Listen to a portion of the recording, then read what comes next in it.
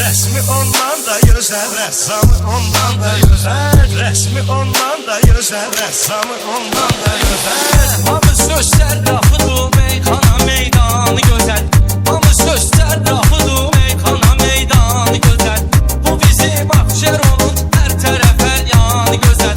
Şairi sadəliyinə nə də bərkanı gözəl. Təbi ondan da gözəl, ilhamı ondan da gözəl. Təbi ondan da güzel, ilhamı ondan da güzel. Bakının səni gözəl, axşamı ondan da gözəl. Ana torpağımıza yağdı necə həsrətli yağış.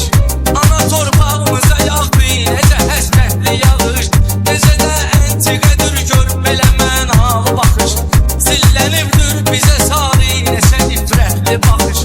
Zillənibdir bizə sarı neçə nifrətli baxış. Qarabağımız elə bil xalçadır üstündən almış.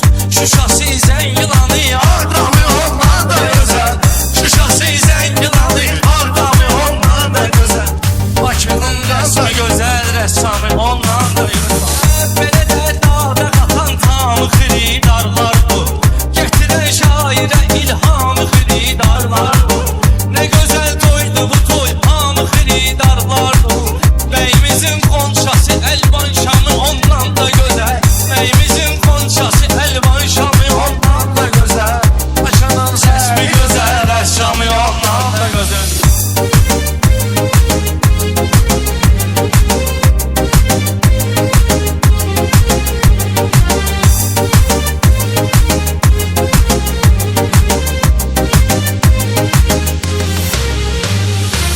Eski qeynaq kişinin namını alıb dur əldən. O qədər də ləzzətin tamını alıb dur əldən. İçki təmşidin o axşamını alıb dur əldən.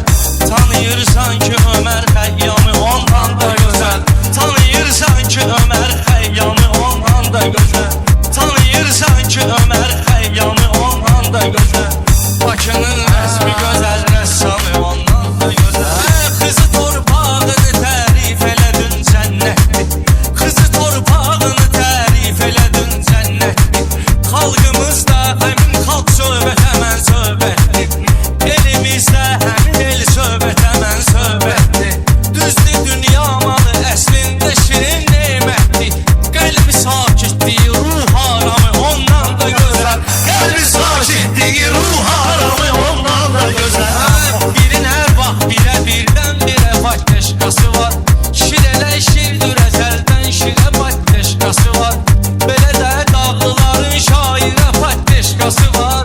Qonağa ehtiramı, ikramı ondan da